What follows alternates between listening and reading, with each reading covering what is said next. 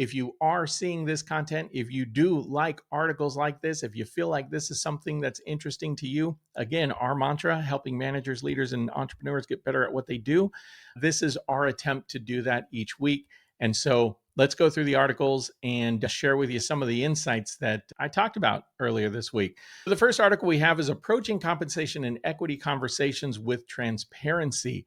This article really kind of talks about the fact that compensation transparency is becoming more and more something that companies are being required to do. In the past, we used to always say, don't talk about how much you get paid, don't talk about your compensation.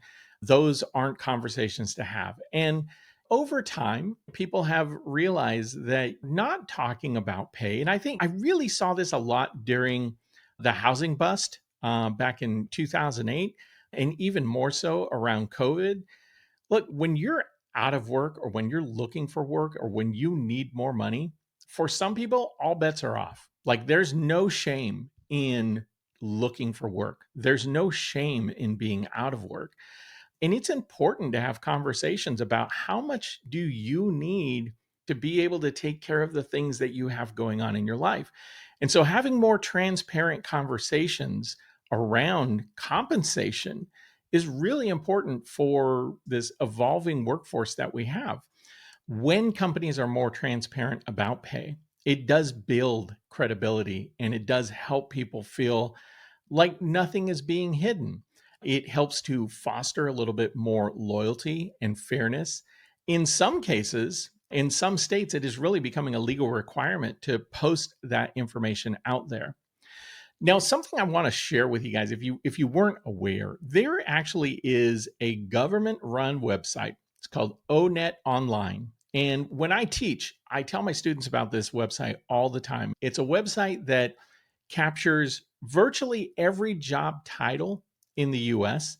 And along with that, what the knowledge, skills, and abilities are for that job, what's required, whether that job is trending upward or whether there's, a decline in that kind of work, whether the salaries for that job are climbing. You can not only find out what you may need from a higher education requirement standpoint, but also what the pay is, not just the national pay, but it gets all the way down to the specific county you live in, what people are typically getting paid for that job title where you live. It's a powerful bit of information that you can use in salary negotiations, in just building your own brain around your own pay, whether, where you kind of fit on that spectrum.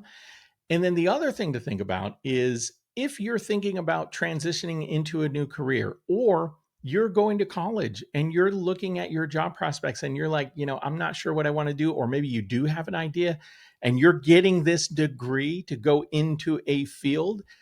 This is a website that you may want to go to and find out the money that you're spending on that degree. What is the likely salary you're going to get for a job that degree allows you to do or further enables you to do?